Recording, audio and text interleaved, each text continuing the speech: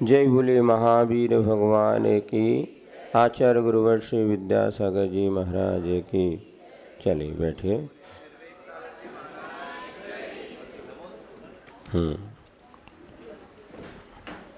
शांति भक्ति की 8 काव्य अपन ने पढ़ लिए थे।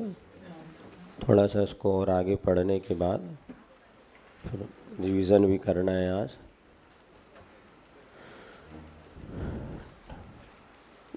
नौ नंबर शांति जे पेज नंबर 36 पर 9वें नंबर छंद को अपन पढ़ रहे हैं।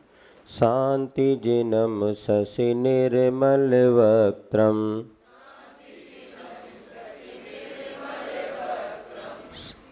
शील गुण व्रत एक मिनट शील गुण व्रत संयम पात्रम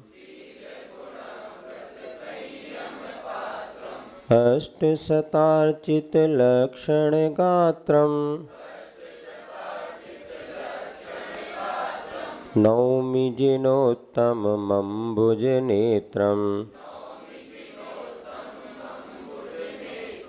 बोलिए एक साथ। शांति निर्मल वक्त्रम शील गुणामृत संयम पा अष्ट शतार्चित लक्षण गात्रम नौमि जिनोत्तम मंबुज नेत्रम।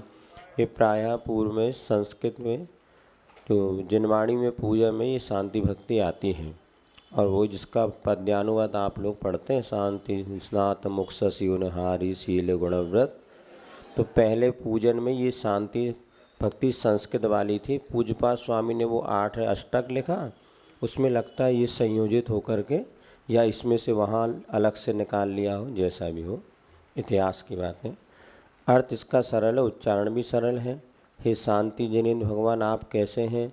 चंद्रमा के समान जिनका मुख है, शील गुण व्रत और संयम के जो पात्र हैं, आधार हैं, अष्ट शतार्चित लक्षण गात्रम और 108 लक्षणों से जिनका शरीर युक्त है।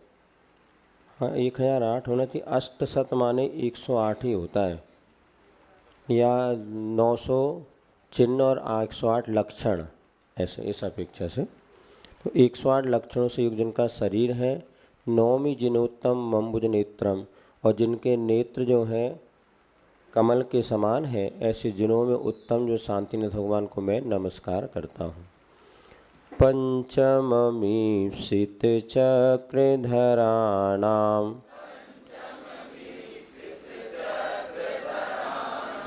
पूजितमिन्द्र नरेन्द्र गणेश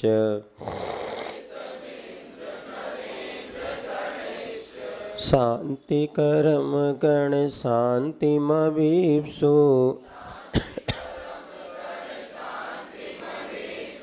षोडश तीर्थकरं प्रणमामि।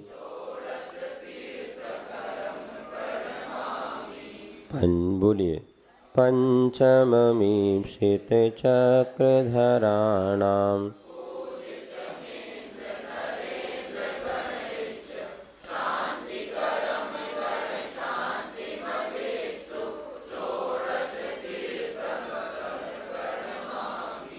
अब यहाँ कैसे हैं शांतिनाथ भगवान? तो ईप्सित चक्रधराणाम पंचम, जो यहाँ पर 12 चक्रवर्ती जो हुए थे, जो सबको इच्छित अभिलषित थे, इन्होंने इसका अर्थ लिया। तो ग्रस्तावस्था में अभिलषित, ऐसे 12 चक्रवर्ती में आप 5वें चक्रवर्ती थे। इंद्र नरेंद्र के समूह के द्वारा पूजित थे। और शांति करम गण शांतिम अभिष्टु, जो आपको शांति प्राप्त करने के इच्छुक मैं जो है प्रणमामी नमस्कार करता हूँ। जो शांति को करने वाले ऐसे 16 तीर्थंकर, 16वें नंबर के तीर्थंकर जो शांति को करने वाले हैं, ऐसे तीर्थंकरों की मैं स्वयं शांति की इच्छा करने वाला भव्य जीव जो है आपको नमस्कार करता हूँ। दिव्य तरु सुर पुष्प सुवृष्टिर दुन्दुभिरासन योजन घोषौ आतप वारण चामर युग में यस्य विभाति च मण्डलतेजः दिव्य बोलिए दिव्यतरो सुरपुष्पसुवृष्टिर्दुन्दुभि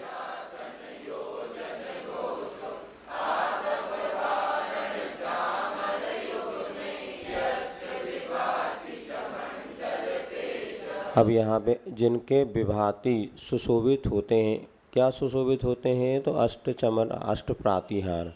कौन कौन से? तो पहला दिव्य ध्वनि, दिव्य तरु यानी अशोक वृक्ष, सुर पुष्प वृष्टि देवों के द्वारा उत्तम फूलों की वर्षा होना, दुंदुभि बाजा का बजना, आसन अर्थात सिंहासन, योजन घोषों एक योजन तक इनकी दिव्य ध्वनि को फैलना, आतप वारण अर्थात छत्र तीन छत्रों का होना, चामर यानी चमर युगल का होना और भामंडल इस प्रकार का तेज, ऐसे 8 प्रातिहार से जो शोभा को प्राप्त हो रहे हैं।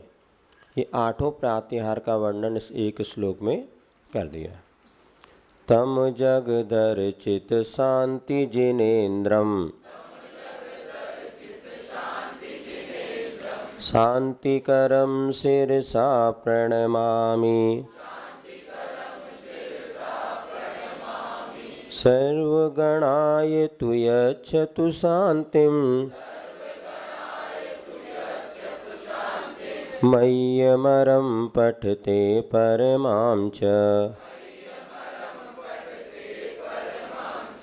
तम जगदर्चित शांति जिनेन्द्रं शांतिकरं शिरसा सर्वगणाय तु यच्छतु शान्तिं मय्यमरं पठते।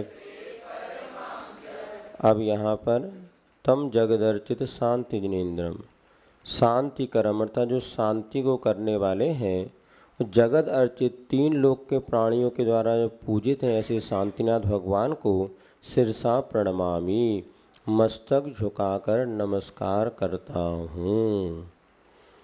हे भगवान सर्वगणाय शांतिम यक्षतु, जो समस्त समूह को शांति दीजिए या देने में जो समर्थ हैं। तू पठते मह्यम अरम परमांचा, और पढ़ते हुए शांति पाठ को पढ़ते हुए मुझे शीघ्र उत्कृष्ट शांति को प्रदान करें। क्योंकि शांतिनाथ भगवान का नाम शांति से प्रारंभ है, तो उनकी सारी चीज़ें अपन उसी नाम से जोड़ लेते हैं। भगवान मुझे शांति चाहिए, आप शांति प्रदान करो। ऐसा नहीं कि और 23 तीर्थंकर शांति प्रदान नहीं कर सकते, सभी तीर्थंकर बराबर योग्यता है। और भगवान प्रदान तो वैसे भी कुछ नहीं करते, अपने भगवान बहुत स्वार्थी हैं, वो तो अपने आप में लीन रहते, उनको हमसे लेना एक ना देना दो है। लेकिन फिर भी हम उनकी भक्ति करते, अपने परिणामों की जो निर्मलता बनाते हैं, उससे हमारे जीवन में शांति और सुख का मार्ग खुलता चला जाता है। प्रभु तो अपने आप में लीन है, वो कुछ करते, किंतु जैसे दर्पण होता है ना, तो साफ दर्पण के सामने हम जाएंगे तो अपना चेहरा स्पष्ट दिखेगा। तो वीतरागी भगवान उस निर्मल दर्पण के समान है, जिनके पास जाते ही हमारे लिए एक विशुद्धि विशेष पड़ती है और अशुभ कर्मों का क्षय होता है। 24 तीर्थंकर समान रूप से शांति को देने वाले हैं, किंतु धारणा ये बन गई शांतिनाथ भगवान शांति विधान करो तो शांति मिलेगी, और पार्श्वनाथ की पूजा कर दो उपसर्ग संकट दूर है, मेटो मेटो जी संकट। इसीलिए आचार्य ये क्षयोपम सम्यक दर्शन जब होता है, उसमें ऐसी परिणति हो जाती है। कई बार हमारे इष्ट देवता है, हमारे यहाँ बड़े बाबा, वहीं हम जाते हैं, कोई महावीर जी जाता है, कोई कहीं जाता है, तो अपने अपने इष्ट देवता वो भी ठीक है। जैसे क्षयोपम सम्यक दर्शन में इतना चलता है। चलिए इस प्रकार से हो गया। तो ये 4 अच्छा अर्थ बता दिए ना। हाँ, ये 4 काव्य हो गए, अब शेष कल्प उसका पूर्ण हो जाएगा। अब थोड़ा सा अपन जो आज की 21 तारीख हो गई ना, 22-23 2 दिन और रिवीजन कर लेते हैं, पुराना क्या क्या आने वाला वो देख लेंगे। और इसके बाद जो है 24 तारीख को परीक्षा। कितने लोग देंगे भैया, कोई है जनगणना? चलो यहाँ बैठे बच्चे कितने तो हो ही जाएंगे, और जो नहीं आए उनको और खबर कर दो, है ना। ऑनलाइन जो लोग पढ़ ही रहे हैं, परीक्षा देने तो आ ही सकते एक दिन शनिवार की सुबह।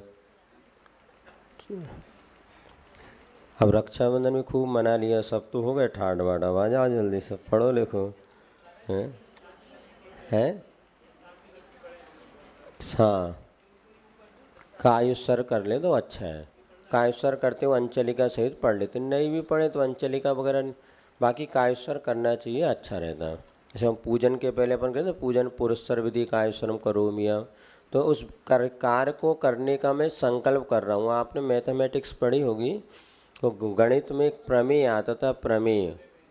तो उसमें पहले आता 2 नंबर का क्या सिद्ध करना है वो लिखो, और अंत में सिद्ध किया 2 नंबर उसमें मिलते, बीच की प्रक्रिया मिलते थे 4 नंबर। ऐसे अब अच्छा कुछ नहीं भी आता तो प्रमेय 4 नंबर पक्के थे, क्या सिद्ध करना और क्या सिद्ध किया, बीच में भले गलत हो गए तो कोई बात नहीं, 4 नंबर तो मिलना ही है। ऐसा होता है, ये फायदा था उसमें।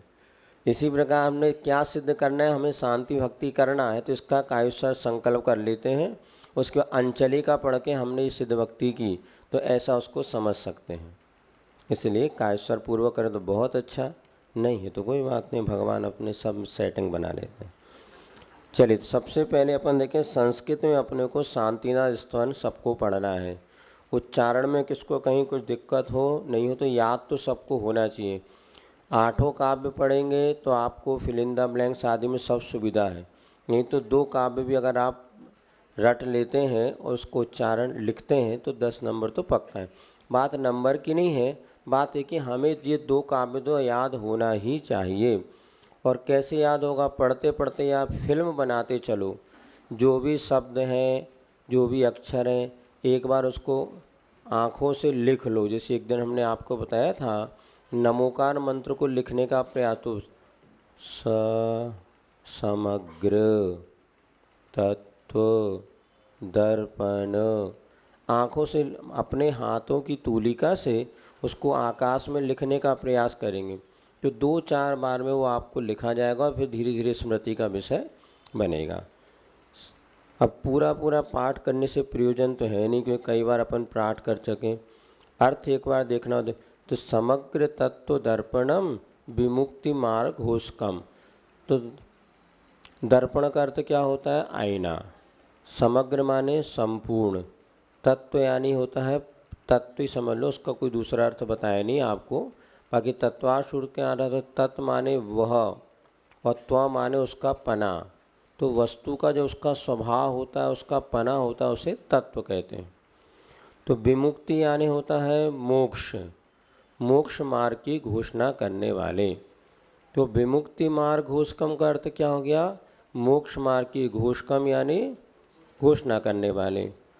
और मोचकम यानी आप इसे पूछ लें, हम बता दें प्रकार पढ़े। मोचक माने छोड़ने वाले, कसाय मोह मोचकम, कसाय और मोह को जिन्होंने मोच छोड़ दिया है। ऐसे नमामि यानी नमस्कार करता हूँ, किसको, अच्छा। त्रिलोक वंद्य माने भूषण माने आभूषण, भव माने अब्धि, अब्धि माने समुद्र, नीर यानी जल को, शोषण यानी सुखाने वाले, जितेंद्रियम इंद्रियों को जीतने वाले, अजम जिनका पुनः जन्म नहीं होगा, जिन माने जिनिंद भगवान, अखंड खंड गुण धर्म, अखंड माने जिसको भेद ना किया जाओ, खंड माने भिन्न भिन्न, गुण धर्म गुणों को धारण करने वाले, प्रचंड भयंकर, हाँ, काम यानी काम वासनाओं को, खंडनम यानी नष्ट करने वाले, सुभव्य, भव्य माने जो मोक्ष जाने की क्षमता रखता हो, पद्म कमल, दिनकर सूर्य, एकांत वाद मत हरम, तो एकांतवादियों के मत को हरण करने वाले। एकांतवाद क्या हो गया, एक ही पक्ष का आग्रह करना। एकांतवाद माने जैसे पेन लंबा ही है, मैं भाई ही हूँ, ये एकांत, किसी एक पक्ष का हटाग्रह करना, इसे एकांतवाद कहते हैं। आगे शादवाद पढ़ा था आपने, तो एकांतवाद का विपरीत क्या हो गया, शादवाद या अनेकांतवाद। ऐसा सुस्यादवाद कौशलम, शादवाद माने किसी अपेक्षा से कथन करना। स्याद माने किसी अपेक्षा से कथन करना, इसको स्याद बात कहते। मुनीन्द्र वृंद माने, अच्छा मुनीन्द्र माने मुनियों के इंद्र प्रमुख, वृंद माने समूह, सेवित माने उनकी सेवा करने वाले, मुनियों के वृंद में पूजित जो है ऐसे शांति। नृपेंद्र राजाओं के, चक्र माने समूह, चक्र माने चक्र नहीं समूह। मंडनम यानी सुशोभित हुए थे। प्रकर्म चक्र चूर्णम, अब यहाँ पे कर्मों के समूह को जो चूर्ण करने वाले। सुधर्म चक्र चालकम, अब देखो यहाँ पे 3 बार चक्र आ गया। यहाँ पे सुधर्म चक्र जो होता है वो हाथ में वाला, उसको चलाने वाले। तो चक्र का अर्थ यहाँ पे समूह भी है और चक्र का अर्थ यहाँ पर वह हाथ में होता है वो चक्र भी है। नमामि स अग्रंथ नग्न केवलम, जो अग्रंथ माने होता है परिग्रह, अग्रंथ माने परिग्रह से रहित केवल नग्नता को जिन्होंने धारण किया। सुमोक्ष धाम केतनम, मोक्ष के धाम यानी स्थान, और केतन माने क्या बताया था, निवास स्थान है ना, धाम है। अर्थ में केतन का अर्थ कुछ और दिया होगा पुस्तक में, ध्वजा, हाँ ध्वजा, केतन माने ध्वजा होता है। धाम यानी स्थान, मोक्ष के निवास स्थान में केतन यानी ध्वजा। अनिष्ट घन प्रभंजनम, अनिष्ट माने जो अहितकारी नहीं है, ऐसे समूह कर्म समूह को आपने घन के द्वारा नष्ट, ध्यान रूपी घन के द्वारा। महाश्रमण, श्रमणों में श्रेष्ठ। अकिंचन, परिग्रह से रहित, किंचित मात्र भी पर पदार्थ मेरा नहीं है ऐसा जिन। अकाम काम पद धर्म, अकाम यानी वासना से रहित, काम पद माने कामदेव के पद को धारण कर। सुतीर्थ कर्तृ षोडशम, अच्छे कर्तृ माने करने वाले, षोडश माने 16वें नंबर के। महाव्रतन धर्म बरम, महाव्रतों को बरम यानी श्रेष्ठ। दया क्षमा गुणाकरम, दया क्षमा के गुणों के आकर माने जो स्थान थे। सुदृष्टि ज्ञान व्रत धर्म, सम्य दर्शन ज्ञान और व्रत को धारण करने वाले थे, ऐसे शांतिनाथ भगवान को मैं नमस्कार करता हूँ। तो ये शांतिनाथ स्तोत्र आपको पूरा होना चाहिए। इसमें आपको 5 नंबर का एक दोहा लिखना है, इसके बाद 5-7 नंबर की शब्दार्थ लिखना पड़ेगा, है ऐसा कह रहे नहीं, शब्दार्थ पूछेंगे तो कुछ शब्दों का अर्थ तो लिखना ही पड़ेगा ना, तभी तो होगा। चलिए इस प्रकार से ये पहला हो जाएगा। अब अपने को एक जो गुरु ने जहाँ जहाँ आपने भक्ति पढ़ी, ये देख लो। अब देखो अपने ये भक्ति पढ़ी, इसमें आपको कुछ पंक्तियाँ जैसे पूरी तो आपको सबको याद हो गया, इसको पूरा आपको याद करना है। बीच में कहीं से कोई भी पंक्ति आधी अधूरी दे करके पूरी आपको करनी पड़ेगी। अब जैसे अर्थ तो ज़्यादा इसका अर्थ कहीं नहीं पूछेंगे, शब्दों का कहीं अर्थ पूछा हो तो पता नहीं है, बाकी सब अर्थ सरल ही है इसमें। जैसे अखियों को खोल बोल दिया, आगे पूरी पंक्ति करो। अखियों को खोल, आगे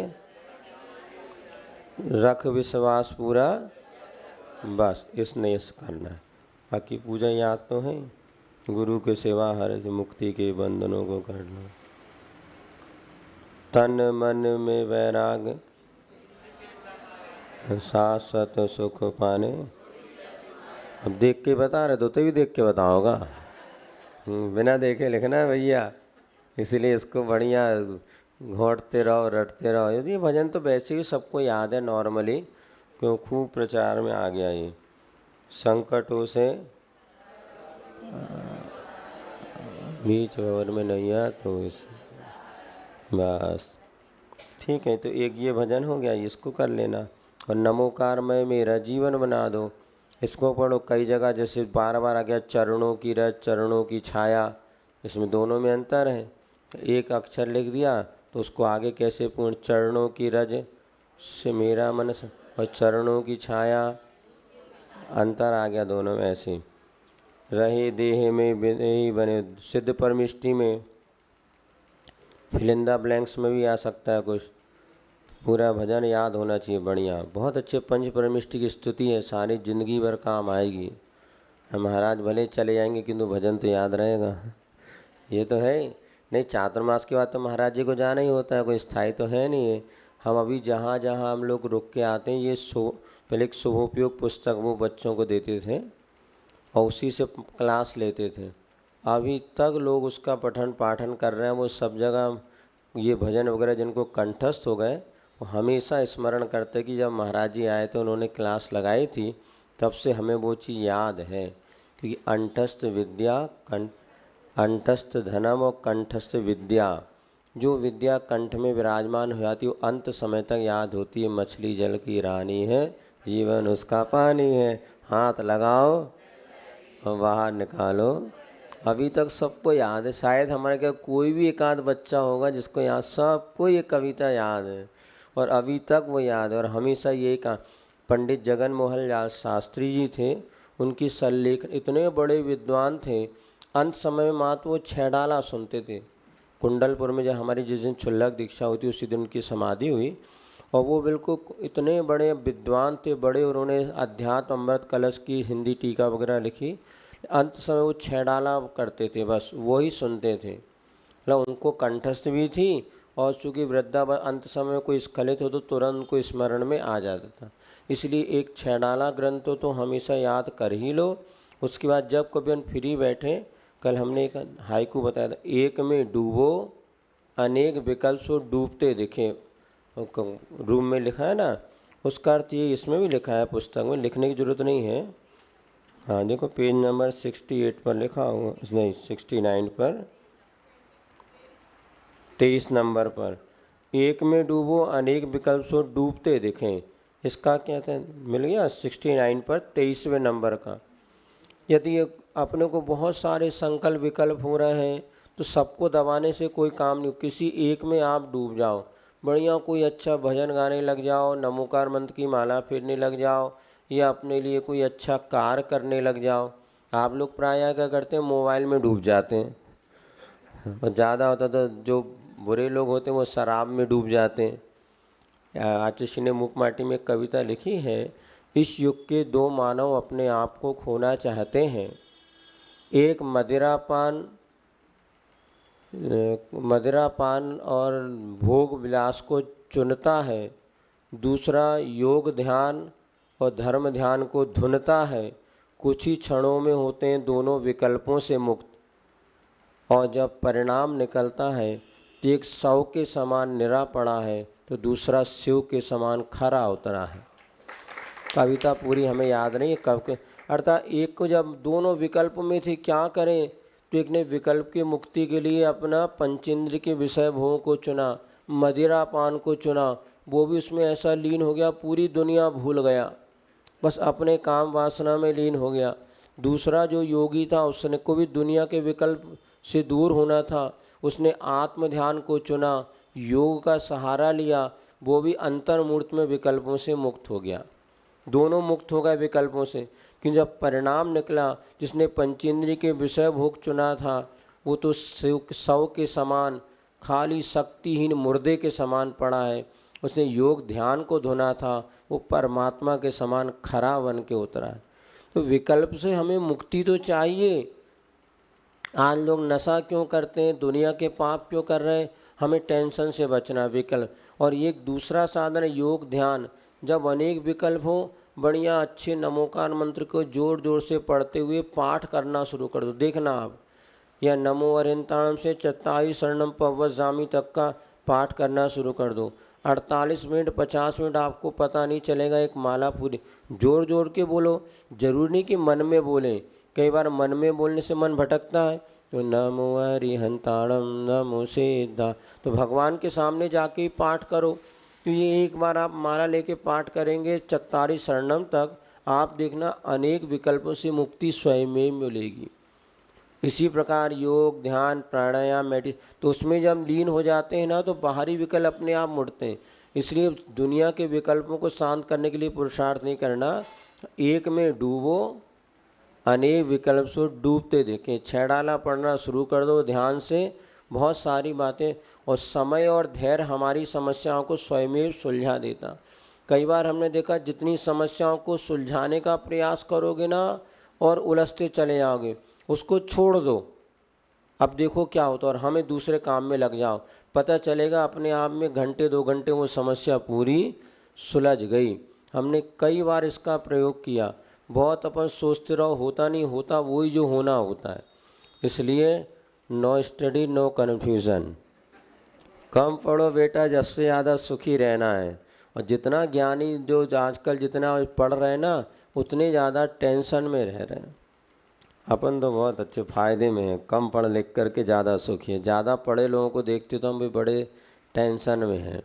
इसीलिए एक में डूबो अनेक विकल्प सो डूबते देखें, ये यहाँ पर इसी प्रकार से आपको बता दिया। तो यहाँ पे नवों का रहे देह में पर विदेही माने, विदेह माने शरीर से अशरीरी हो गए ना। और बंधन में निराकार मुझको निराकार यानी आकार से रहित। सिद्ध भगवान का भी दूसरा नाम है, निराकार कह सकते हैं, विदेही कह सकते हैं, बंधता रहा झूठे। इसी प्रकार गहन तम है छाया जो विषयों में भूले, कहाँ खो गया क्षण जो बाकी सब सरल ही है। आज्ञा, इसको बस याद करना, फिल इन द ब्लैंक्स में करना, ज़्यादा कोई इसका अर्थ है। गागर माने घट, हाँ मेरी गाय। उपाध्याय, हृदय के कमल में है साधु विराजो आत्म के, नमन है मेरा जग किस। बस ये दोनों भजन अच्छे से कंठस्थ कर लो, 20 नंबर कहीं नहीं गए।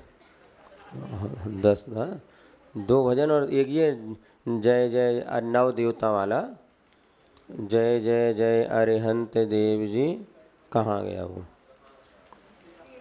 हाँ, पिन नंबर 13 पर ये पूरा याद करो। इसमें ऐसे जय जय जय आचार्य हमारे, आगे लिखना पड़ेगा। क्या किया?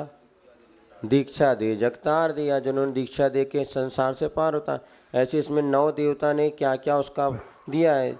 जय जय जय पूजित जिन आगम, आगे क्या लिखा? मोह महात्म भगा दिया, ये लिखना है। इसी प्रकार सम्यक जिनवर की प्रतिमा, क्या किया? सम्यक श्रद्धा, ये फिल इन द ब्लैंक्स में इसके जो है वो आपको लिखना पड़ेगा। तो इसलिए छोटी छोटी चीज़ें तुम लोगों के लिए चुटकी का काम है। इतनी मोटी मोटी पुस्तक पढ़ने वाले, रट में पढ़ने दोनों को पढ़ाने वाले हैं, अच्छे अच्छे प्रोफेसर को पढ़ाने वाले हो गए तुम लोग तो हैं। वो भी आएगा, संत साधु बन के विचरूं, और वो जब जीवन का अंत हो। ये 5 बातें बताई थी, आज 3 बता दिया, फिर कल। चलिए अब थोड़ा सा भेद प्रभेद पढ़ लेते हैं, उसकी भी तैयारी आपको करनी पड़ेगी। चलिए, अपन ने सबसे पहले एक पढ़ा था, एक यानी ओम। ओम क्या है? तो पंचेंद्रिय के प्रथम अक्षरों से मिलके ओम बनता है। तो कैसे बनता है ये सबको बता है। अरियंत का आ, अशरीरी का अ, आचार का उपाध्यागु, मुनि का मा, ऐसे ओम की रचना होती है। आत्मा के विषय में बताया था आपको। आत्मा कितने हैं? तो असंख्यात प्रदेशी आत्मा होते हैं। विवेक हो सब एक से, बोलो, दुआ लिखाया था ना, विवेक हो सब एक से, जीते जीव अनेक, दीप अनेको जल रहे, प्रकाश दे। वो 10 दोहे जो दिए ना, उसमें ये दुआ है, ये भी याद करो बेटा। अरे मुंडी लाते रहो, पढ़ना है नहीं है। तो विवेक हो सब, जैसे कोई मिट्टी का दीपक है, कोई चांदी, कोई सोने का, अलग अलग दिख रहे हैं, किंतु उसकी जब ज्योति रोशनी की ओर देखते तो हम सब एक देखते हैं। इसमें अनंत जीव हैं, किंतु सब में आत्मा एक है। ऐसे आत्मा का स्वरूप बतलाया है। इसके बाद जो है आत्मा एक है। आत्मा कितनी बड़ी है? तो जितना बड़ा शरीर होता उतनी बड़ी आत्मा है। आत्मा के कितने प्रदेश है? तो असंख्यात प्रदेश होते हैं। आत्मा का लक्षण क्या है? तो जानना देखना, जीव का लक्षण बताया था। आत्मा एक द्रव्य है जो था, है और रहेगा। मनुष्य आदि उसकी पर्याय है ना जी सर। इसके बाद और आत्मा 3 प्रकार की बतलाई थी, बहिरात्मा, अंतरात्मा और परमात्मा। जो शरीर और आत्मा को एक गिने वह बहिरात्मा किसे कहते हैं? को एक माने सो बहिरात्मा, दोनों को अलग अलग माने सो अंतरात्मा, और आत्मा की शुद्ध अवस्था को प्राप्त करे सो परमात्मा। तुम सब कौन हो? समय। और अरियंत भगवान कौन सी आत्मा? परमात्मा। और आचार्य महाराज? हाँ, आचार्य महाराज, मुनि महाराज अंतरात्मा। अंतरात्मा चौथे गुण स्थान से लेके 12वें गुण स्थान तक होता है। तो परमात्मा को ध्यान रखना, बहिरात्मा को ध्यान रखो। ये 3 प्रकार की आत्मा का स्वरूप है। तो तीनों प्रकार की किसको क्या अंतर, ये भी याद रखो। हाँ, उत्पाद व्यय ध्रुव तो सब में होता है। उत्पाद माने नवीन पर्याय का उत्पादन, पुरानी पर्याय का व्यय।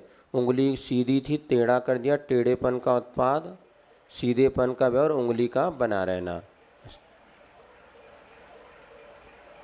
अनेकांत और शादवाद, इसकी चर्चा आपके सामने रखी थी। अनेकांत किसे कहते हैं? तो अनेकांत वस्तु का स्वरूप है, जिसमें अनेक धर्म पाए जाए उसे अनेकांत कहते हैं। और शादवाद किसे कहते हैं? किसी अपेक्षा से कहने की पद्धति। तो शादवाद में क्या हो गया, जैसे ये पेन लंबा है हाइट की अपेक्षा, वैसे तो पेन काला भी है, लंबा भी है, कठोर भी है, तो किसी अपेक्षा से कहना लंबाई की अपेक्षा लंबा है, रंग की अपेक्षा काला है और स्पर्श की अपेक्षा कठोर है, इसको कहते हैं शादवाद। और वस्तु कैसी होती है? अनेकांत स्वरूप। अनेकांत क्या है? वस्तु का स्वरूप। और शादवाद क्या है? कहने की पद्धति। याद रहेगा। अनेकांत क्या है? बस इतना ही लिखना, ज़्यादा नहीं लिखना। ज़्यादा होशियार व्यक्ति भी ज़्यादा चला जाता है। कई लोग होशियारी दिखाने के लिए बहुत लंबा चौड़ा उत्तर लिखते हैं। उत्तर 1 ही 2 लाइन में लिखना है, ज़्यादा नहीं लिखना, मुश्किल हो जाए। और शादवाद क्या है?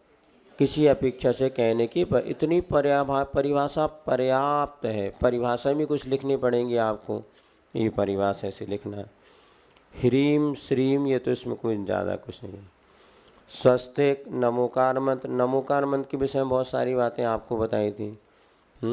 नमोकार मंत्र में कितने अक्षर हैं? 35। मात्रा और पद 5। नमोकार मंत्र को किसने लिखा? अनादि अनिधन है, लेकिन उसको सर्वप्रथम पुष्पदंत भूतबली महाराज ने षटखंडागम ग्रंथ में कब लिखा था? 1ली शताब्दी में। कौन सी भाषा में लिखा? प्राकृत। कौन से छंद में लिखा? आर्या छंद में। बस इतनी लिखना, ज़्यादा तो मेहनत आपको करवा ही नहीं रहे। बाकी नमोकार जिन सरस्वती जो प्रशांत सागर महाराज जी की पुस्तक लिखी, उन्होंने इसमें सब बातों का वर्णन विशेष दिया। अब चूँकि अपने पास इतना ही समय है, क्या हो गया देखो भाई, ओ चलो कोई बात नहीं, वो भी थक गया था थोड़ी देर। हाँ,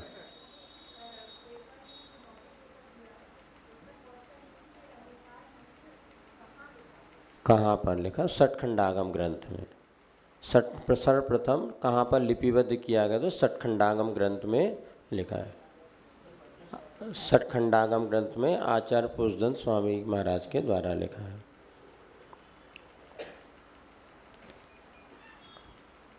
बातें तो बहुत सारी आपको बताई थी, नमोकार मंत्र के चमत्कार आदि वाली बताई थी, उसकी कथा उस समय तो बहुत सारी चर्चाएं तो हुई थी। बाकी पेपर में वो सब नहीं आएगा, वो तो सब आपके ज्ञान बढ़ाने के लिए बताई थी। पेपर भी सिर्फ आपकी स्वयं की संतुष्टि की अपेक्षा है। वैसे हम कभी परीक्षा लेते नहीं थे, ज़्यादातर परीक्षाओं के हम पक्ष में रहते नहीं, क्योंकि आचार्य ज्ञान सागर महाराज जी का संस्मरण पढ़ा था, उसमें उन्होंने लिखा कि उन्होंने कभी परीक्षा नहीं दी, क्योंकि परीक्षा देने से हमारा ज्ञान उतने ही में ही बंध जाता है। उन्होंने बहुत सारे ग्रंथों का अध्ययन किया और अपने ज्ञान का इतना विकास किया कि उन्होंने बड़े बड़े ग्रंथों की रचना की। अब क्या होता है, शास्त्री जितने आज विद्वान वगैरह परीक्षा दे लिया उसके बाद टेंशन फ्री, इससे ज़्यादा उनको अपने ज्ञान के विकास की भावना ही नहीं होती। यदि बेटा है 8वीं परीक्षा पास कर लिया, बस अब इससे ज़्यादा उसको कोई, अब अगली 9वीं की परीक्षा की तैयारी। लेकिन वास्तव में तैयारी परीक्षा की नहीं होना चाहिए, तैयारी अपने ज्ञान की होनी चाहिए। आज जो हमारी शिक्षण पद्धति में जो परीक्षा की जो बात होने लगी ना, इसलिए बच्चों का माइंड बिल्कुल सीमित हो गया। परीक्षा पहले भी होती थी तो अलग तरीके से, प्रायोगिक परीक्षा ज़्यादा होती थी। अब बस उन्हें इधर रटो और उधर कॉपी में टीप दो, ऐसे मान के चल रहे हैं। इसका यही परिणाम निकलता है कि 7वीं क्लास के बच्चों को पूछो परीक्षा के बाद क्या पढ़ा, शायद वो भूल जाएगा। रट्टू तोता होते हैं, रट लेते हैं, लेकिन ऐसा होना नहीं चाहिए। फिर भी सबका मन भी था और इससे हमारा तैयारी हो जाएगी तो परीक्षा ले लो, तो हमने कहा ले लेते हैं। चलिए आप तैयारी करिएगा हमेशा। सिद्धशिला, सिद्धशिला कहाँ पर है, ऊपर कि नीचे? तो सिद्ध भगवान कहाँ रहते हैं? सिद्धशिला पर कि ऊपर तनुबाद वलय में? हाँ, सिद्धशिला पर सिद्ध भगवान नहीं रहते, रहते तो तनुबाद वलय में, अंतिम जो तनुबाद वलय है वहाँ पर सिद्ध भगवान रहते। कहने में आता है कि सिद्धशिला पर हैं। सिद्धशिला 45 लाख योजन प्रमाण है। जम्बू द्वीप भी जहाँ हम लोग रहते हैं, ये 2.5 द्वीप कहते हैं ना, ये 45 लाख योजन प्रमाण है।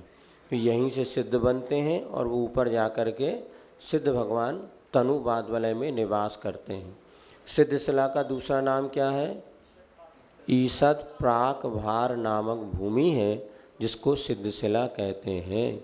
ईसत प्राक भार, पहले तो लिखा आया था, फिर भी लिख लो। ईसत, वो भी लिख के दिखाना पड़ेगा। ईसत प्राक भार, इसका नाम है 8वीं अष्टम वसुधा पाने को कर में ये 8। कौन सी अष्टम वसुधा? नीचे की 7, ऊपर की एक 8, तो 8वीं पृथ्वी चाहिए। 7 पृथ्वी में जाना है कि नहीं? क्रम क्रम से जाएंगे, ऐसा नहीं, सीधे अष्टम वसुधा माने 8वीं जो सिद्धशिला है वो हमें प्राप्त करना है, ये इसका भाव है। तो ना आज तक पूजा में सब पढ़ते अष्टम वसुधा। अष्टम वसुधा माने वो सिद्धशिला जिसका नाम है ईसत प्राक। 7 पृथ्वी तो नरक की हैं, तो सप्तम वसुधा नहीं बोलना कभी। सप्तम वसुधा माने को धोख नहीं, सप्तम वसुधा माने नरक की भूमि हो गई, अष्टम वसुधा सिद्धशिला की हो गई, ऐसा। चलिए, तो मुक्ति के लिए सहनन एक वज्र सम नाराज सहनन ही होता है जिसके द्वारा मोक्ष मिलता है। बाकी कोई भी सहनन हड्डी विशेष की शक्ति को सहनन कहते हैं। मूर्तिक द्रव्य, द्रव्य 2 प्रकार के होते हैं, मूर्त और अमूर्त। तो एक पुद्गल द्रव्य तो मूर्तिक है, सुन रहे हैं आप लोग? हाँ, यही सब बाद में पूछोगे, घूम गए, घूमना नहीं। 5 द्रव्य तो अमूर्त है, एकमात्र द्रव्य पुद्गल द्रव्य अमूर्त है। सही जोड़ी बनाने ना, सही जोड़ी बनाना है इसमें। सही जोड़ी कैसे बनाना? हमने ऊपर 5 शब्द लिख दिए और नीचे 5 लिख दिया, अब उनकी आपस में जोड़ी बैठाओ। वो कई बार लगता है जे भी सही है और जे भी सही है, लेकिन उसकी दूसरे से जोड़ी मिलना चाहिए तो सही है। अब एक ही चीज़ होती है, जैसे जीव लिख दिया तो जीव संसारी भी लिखा और जीव मुक्त भी लिखा, तो जीव के आगे क्या लिखना? संसारी की मुक्त। अब नीचे देखो, वहाँ पे सिद्ध लिखा, तो अब लगाओ कि सिद्ध के आगे मुक्त और जीव के आगे संसारी। अब तुमने दोनों सही है, जीव संसारी है कि मुक्त है? अब लेकिन जो 5 पढ़ो, कहीं ऑप्शन में अगर सिद्ध लिखा है तो सिद्ध के साथ मुक्त की जोड़ी बन गई, इसके शेष बचे न्याय से ये संसारी हो गया। ऐसा नहीं तो उसी में लोग अब एक गलती करे तो बेटा सीधे 4 नंबर जाएंगे, एक गलती होने में 2 गलत होगा। जोड़ी में बनेंगे तो एक गलत हुआ तो क्या दूसरा भी, तो 4 नंबर चले जाएंगे। 10 नंबर की जोड़ी बनाना है। वैसे आप लोग जोड़ी बनाने में होशियार तो हैं, अपनी अपनी जोड़ी बनाई लिए हंसेंगे। तो ऐसे जोड़ी, तो उसमें एक गलती होने पर 2 गलत होता है, ये समझ के चलो। इसीलिए पूरे 5 पढ़ो, उसकी कहाँ से कहाँ सेटिंग बनानी है ऐसा बनाना चाहिए, वो भी एक अच्छा मज़ेदार है। चलिए, तृष्णाली, जहाँ पर त्रस जीव रहते हैं वो तृष्णाली। चलिए अब आगे पढ़ें, इसको रहने दे, कल और होमवर्क करा देंगे, है ना। अपन कहाँ पर पहुँच गए थे? उपयोग की चर्चा कर रहे थे। 11 नंबर पर उपयोग 2 होते हैं। देव के विषय में कल आपको बता दिया था, देव 4 प्रकार के होते हैं, भवनवासी, व्यंतर, ज्योतिषी और वैमानिक, है ना। जो 16 स्वर्ग में रहने वाले देव होते हैं, ऊपर जो 16 स्वर्ग तक कल्पोपन और 16 स्वर्ग के ऊपर कल्पातीत। उपयोग, अच्छा उपयोग भी पढ़ लिया था, ज्ञानोपयोग और दर्शनोपयोग। तो ज्ञानोपयोग, उपयोग माने आत्मा की परिणति, तो मति शुद्ध ज्ञान आदि ज्ञानोपयोग है, चक्षु आदि दर्शनोपयोग है। ये आगे सब पढ़ेंगे अपन। भूमियाँ दो प्रकार की, कर्म भूमि और जहाँ असी मसी कृषि आदि सटकर्म किए जाते हैं उसे कर्म भूमि कहते हैं। सटकर्म होते ना, वो देख लो इसी में दिए होंगे, 6 में निकालो। हाँ देखो, ये ग्रस्तों के असी मसी कृषि, हाँ 8वें नंबर पर गृहस्थ आश्रम के योग 60 कर्म होते हैं।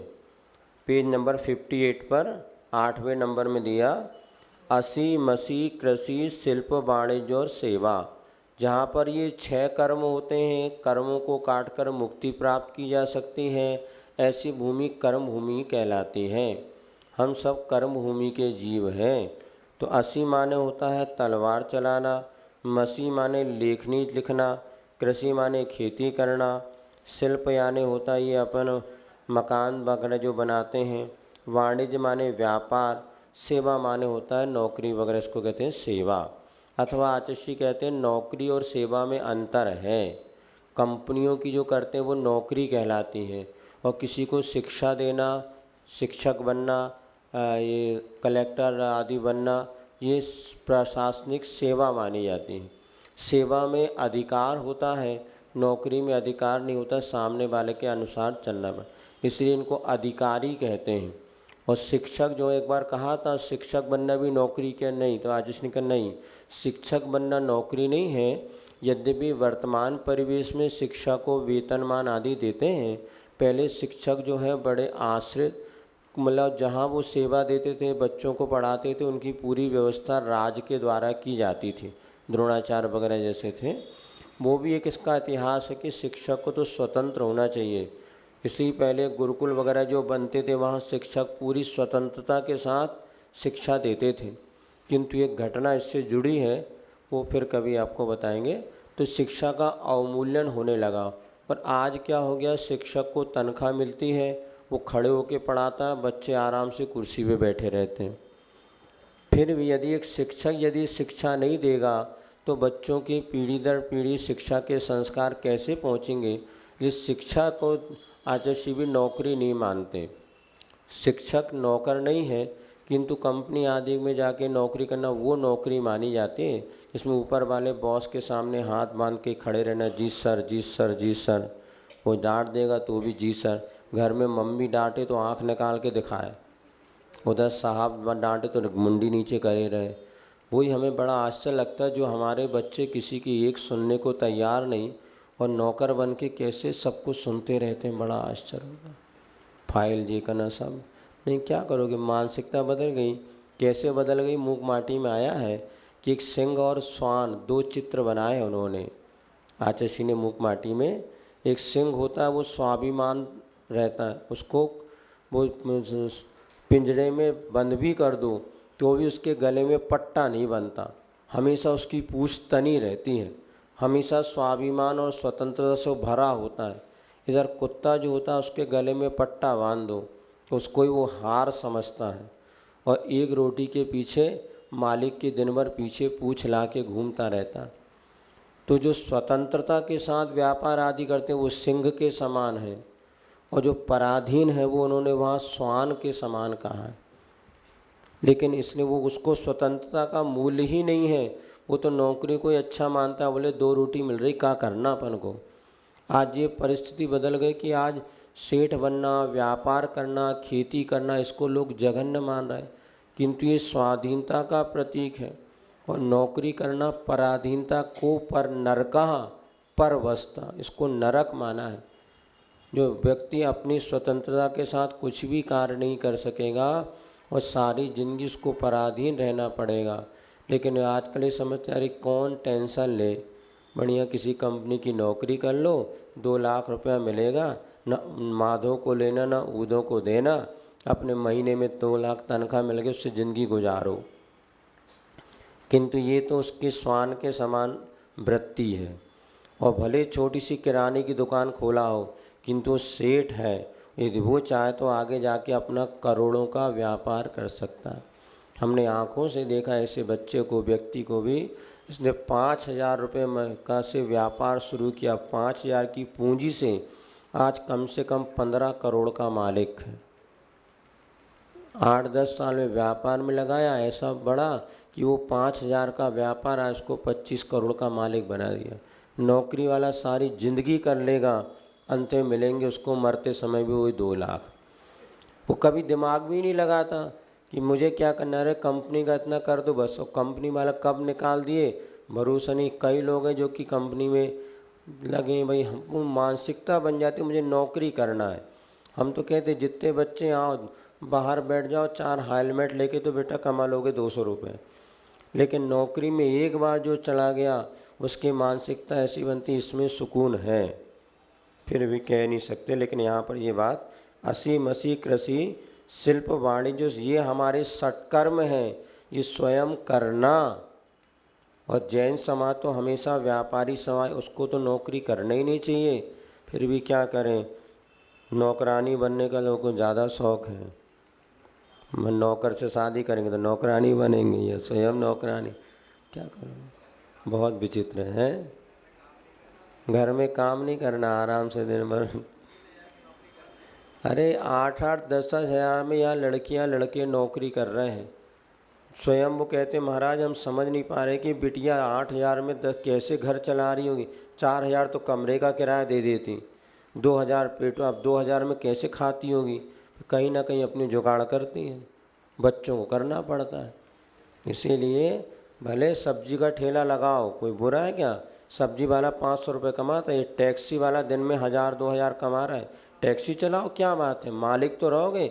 जहाँ चाहे खड़ी कर दी टैक्सी, नहीं तो कदम ई रिक्शा आ रहा है आजकल, कौन सी बुरे हैं। ये अपना व्यापार करोगे तो बेटा ज़िंदगी में विकास का चाहे तो एक जो नौकरी की मानसिकता बन गई, सारी ज़िंदगी में 1 लाख से 2 लाख कर लोगे, इससे ज़्यादा और कुछ मिलने वाला नहीं है। इसीलिए सोने के पिंजड़े में बंद रह कर के बादाम अखरोट खाने से अच्छा है वो तोता जो है आकाश में घूमता, भले वो कच्चा आम ही खा पाता जो भी, लेकिन स्वतंत्रता की ज़िंदगी ज़्यादा अच्छी है बजाय पराधीनता के। सोने के पिंजरे में रह के बादाम खाने, वो उसकी मानसिकता है, उसकी श्वान वृत्ति जिसके भीतर छुप गई। सिंह तो पट्ठा कहीं पर भी रहेगा, पूँछ उठा करके घूमेगा, पराधीन हो भी जाए। इसीलिए परिस्थिति बात अलग है, किंतु आज युवक युवतियों में जो नौकरी पेशा की प्रवृत्ति बनती है ना, सबसे जघन्य साधन है। और एक चीज़ और आपको बता दें, नीतिकार कहते हैं कि उत्तम अपने द्वारा कमाए हुए धन का उपयोग करना सर्वश्रेष्ठ है, पिता के द्वारा कमाए हुए धन का उपयोग करना मध्यम है, और ससुराल से मिले धन का उपयोग करना जघन्य है, और महिलाओं के द्वारा बेटियों के द्वारा कमाए हुए धन का उपयोग करना जघन्य से जघन्य है। सबसे जघन्य है कि कोई बेटियां या महिलाएं धन, हमारा इतिहास उठा के देख लो, कहीं पर आपको नहीं मिलेगा महिलाओं ने धन कमाया हो। हाँ, पुरुष ने धन कमा के लाया, उसका सदुपयोग किया।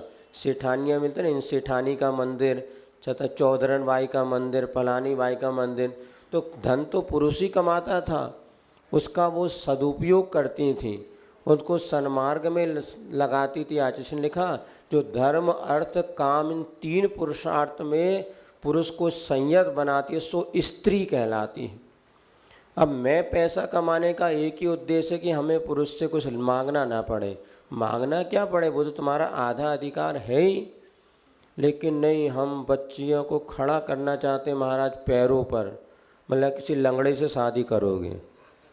नहीं, लंगड़े तो पैर पे खड़े करने का अर्थ क्या होता है, योग्यता बनाओ, सक्षम बनाओ, और उनको योग्य बन जाए उसके बाद सदग्रस्त बनाओ। हमारे पास लोग यहाँ पे इंदौर में बहुत दुकान चले, लेकिन खर्चा ज़्यादा हो रहा, आमदनी कम हो रही। लोग रोज़ आ रहे हैं अपनी समस्याओं को लेकर के। हम तो यही समझाते हैं, बेटा देखो अपने बच्चों को पढ़ा दिया लिखा दिया, बेटियों को योग्य बना दिया, अब उनका सदग्रस्त बनाओ। महाराज बच्ची छोटी है, हमने कितने साल की, बोले 23 साल की। हमने कहा आपकी शादी कब हुई थी, बोले 21.5 में। तो मैं आप वो छोटी और तुम बड़ी हो गई। नहीं वो अरे आज भी वही हमारा कहना, पहले तो तुम लोग कछु जानत नहीं थे, तब भी 20-22 साल में, 18-20 साल में बेटी, आज वो 23 साल की बेटी दुनिया की बातें जानती, 15 साल के बच्चे सब जानने लगे। ज्ञान का विकास पहले से ज़्यादा हुआ।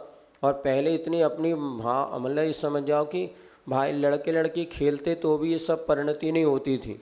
अब लेकिन कितना ज्ञान विकसित हो गया, मोबाइल ने तो सारी दुनिया तुम्हारी जेब में है। आज तो और 18 साल में गृहस्थ बनाने की आवश्यकता है। जब जाना ही है संसार मार्ग में, क्यों ना सही समय पे जाओ और कम से कम पाप से तो बचोगे। अन्यथा कितना अनैतिकता फैल रही है आप सब लोगों को पता है। और जितनी समस्या आज गृहस्थ आश्रम में पैदा हो रही ना, उसका समाधान एक ही है, सही उम्र में बेटा बेटियों गृहस्थ आश्रम में चले जाए तो 3 चीज़ याद रहे, नोनते लकड़ी और भूल गए राग नंग।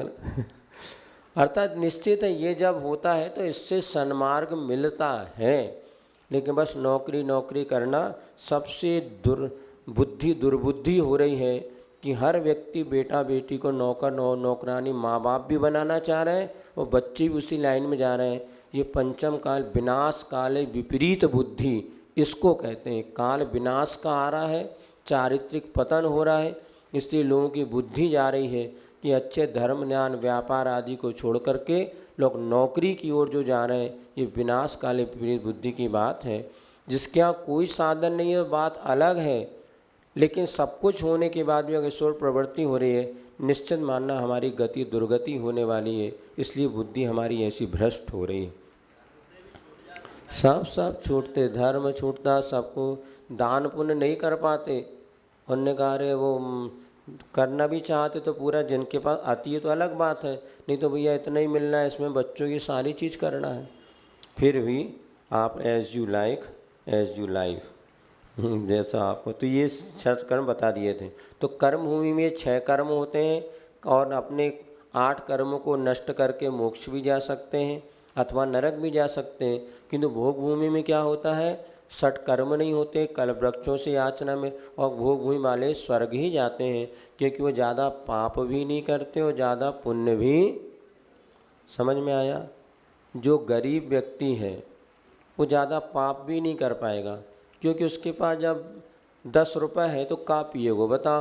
क्यों भैया, 150 वाली तो मिलेगी नहीं। 10 रुपये में ज़्यादा ज़्यादा कछु पी ले भैया, कोकोला भी है, कोल्ड ड्रिंक्स भी नहीं मिलेगा। अब जिसके पास मान लीजिए 100 रुपये है, वो 100 रुपये वाला जिसके पास व्यक्ति चाहे तो वो अच्छे 100 रुपये से भगवान की पूजा कर ले, अच्छे दूध मलाई खा ले, और चाहे तो 100 रुपये की बोतल पी ले।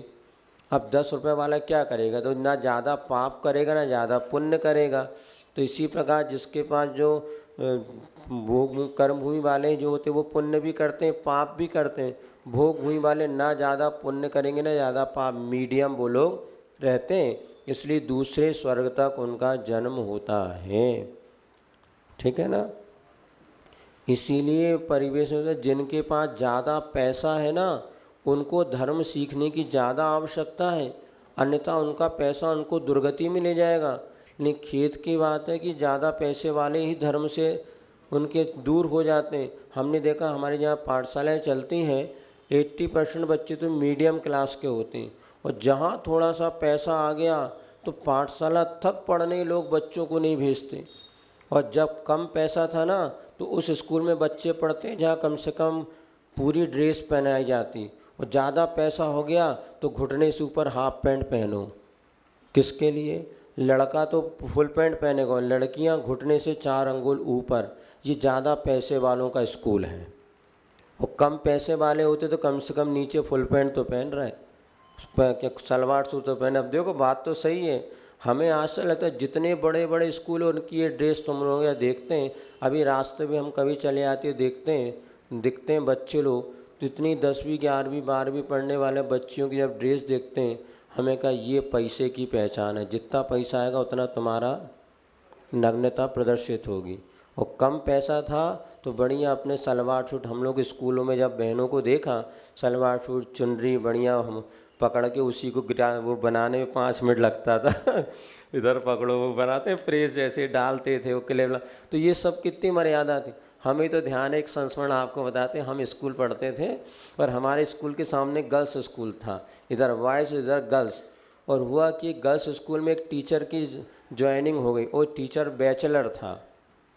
कुंवारा लड़का था और उसकी गर्ल्स स्कूल में उसकी ज्वाइनिंग हो गई। अब वहाँ की जो प्रिंसिपल मैडम थी उसने कहा नहीं, ये कुंवारे लड़के को मैं अपने स्कूल में नहीं रखूँगी। तो हमारे स्कूल के जो प्रिंसिपल थे उनसे उन्होंने चर्चा की कि जब तक इसकी शादी नहीं होगी तब तक सर हम अपने, तो वो वहाँ इधर चले गए, एक यहाँ के टीचर वहाँ चले गए। बोले देखो ये आपस सौहार्दपूर्ण, वो हमको जब पढ़ाने आते थे वो लड़के छोरा जैसे थे और हम लोग भी थोड़ा मज़ा लेते। फिर बाद में पता चला कि उनकी शादी नहीं, और जैसे उनकी विवाह हुआ फिर वो उस स्कूल में जाके पढ़ाने लगे। मतलब प्रिंसिपल की ये सोच भले ही कुछ नहीं है, यद्यपि सत्यम लोक विरुद्धम, ये हमारा एक कहने जी सत्य होते हुए भी एक मर्यादा का ख्याल रखना चाहिए। हमारे ये का मुनि महाराज हैं, वर्षों के दीक्षित हैं और 100 साल की उनकी माँ है, आरिका है, तो भी कभी मुनि और आरिका अकेले बात ना करें, बहुत बड़ा दोष माना है। महिलाएं लड़कियां कभी भी मुनिराज के साथ अकेले बैठ के चर्चा ना करें। सगे भाई बहन भी हैं और आरिका और मुनि हैं तो भी अपवाद का कारण बन सकता है। सीता जी का क्या हुआ था, सगे भाई बहन मुनि और आप बैठे बात करें, उन्हें ये कैसे शुद्ध होंगे। इसीलिए सब मर्यादा बनाई। लेकिन आज आप देखते हैं लड़कियां लड़के अकेले घूम रहे हैं, अकेले बात कर रहे हैं और अकेले कमरे में पहुंच रहे हैं, आप लोगों को कोई डर ही नहीं लगता। लेकिन यद्यपि गलत नहीं है, भाई बहन भी हो तो भी इस मर्यादा का ख्याल होना चाहिए। पहले हमें ध्यान है जब घर में बड़े बुजुर्ग घुसते थे 4 बार खांसेंगे, क्यों खांसी आ रही, खांसी नहीं आ रही, अंदर बहू बेटी पता नहीं कैसे क्या थोड़ा उनकी मर्यादित हो जाए। कभी भी ये लड़के लड़कियाँ जो अकेले घूम रहे हैं ना, निश्चित मानना बहुत अनैतिकता का कारण है। क्या करें, सारी मर्यादा नष्ट, कहने में भी अपने को संकोच होने लगा, लगता हम ही पागल हैं, ये सब तो बहुत होशियार है। लेकिन ये मर्यादा के कारण अंतरंग से इतनी आत्मसंतुष्टि होती थी कि मन भटकता नहीं था। आज जितने भटकने सोसाइटी, सबका कारण ये है कि जो मर्यादा नष्ट हो गई। सीता ने भी लक्ष्मण रेखा का उल्लंघन किया ना, तो सीता को भी जो किडनैप हुआ मात्र लक्ष्मण रेखा का मर्यादा का उल्लंघन करने से। आज हमारे परिवारों की मर्यादा छिन गई, बेटा बेटियों के बीच जो रिश्ते की मर्यादा छिन गई। इसका ये दुष्परिणाम निकलने लगा कि आजकल किसी प्रकार की कोई मर्यादा नष्ट होकर के अपनी मानसिकता विकृत करने का निमित्त बन रहा है। तो भूमि बताए, प्रमाण 2 होते हैं, प्रत्यक्ष प्रमाण और परोक्ष प्रमाण। जो सीधे आत्मा से जानता है वो प्रत्यक्ष है और जो इंद्रियों की सहायता से जाने वो परोक्ष प्रमाण है।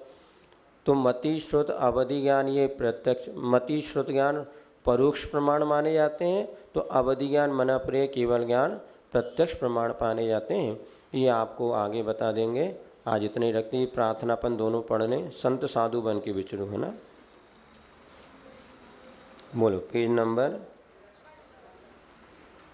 15 नंबर पेज पर, ये भी आपको आने वाला इसलिए अच्छे से पढ़ लो। संत साधु बन के विचरू, वह घड़ी कब आएगी, पढ़ूं मैं मोक्ष पथ पर, वह घड़ी कब आएगी। हाथ में पीछी कमंडल, ध्यान आत्म राम का छोड़कर, की घड़ी कब आएगी। संत साधु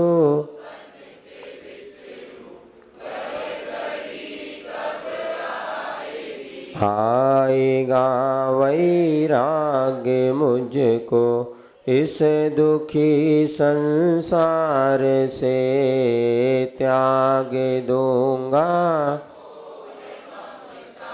है घड़ी कब आएगी।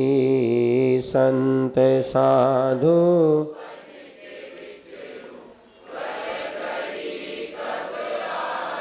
पांच समिति 3 गुप्ति, 22 परि सभी सहु, भावना 12 जुभाऊं, वह घड़ी कब आएगी। संत साधु बन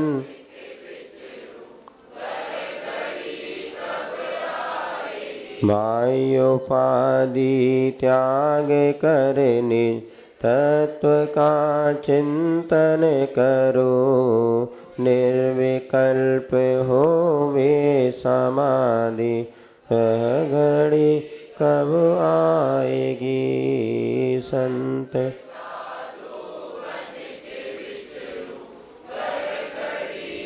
चलिए पेज नंबर 68 निकालो, जल्दी से हाइकू एक बार पढ़ लो दसों। तेरी दो आंखें, बोलो सतर्क हो जा। मलाई, भलाई लिखा उसको मलाई कर लेना। मलाई कहाँ? शब्द पंगु है, खेती बाड़ी है, उन्हें न भूलें, गुरु कृपा से ज्ञान प्राण है। हाँ, दो बार तो लिख दिया, एक तो काट देना। संयत हो तो त्राण, दो तो लिख गया। छोटी दुनिया किसी बेग में, साधु वृक्ष है कुछ नया ना, अपनी कमी वृद्ध सेवा से, प्रभु प्रार्थना जो जैसा मिला, व्यस्त रहो तो गुरु वचन, सफलता तो अतीत को खो, ज़्यादा सोचो ना, जिन वाणी के ज्ञान से सूझे लोकालोक, सो वाणी मस्त धर्म सदा। हे जिन वाणी भारती तो जपो जिन जो तेरी। आस पास के लोगों को सूचित करो, 24 तारीख की परीक्षा है, सबको आना है।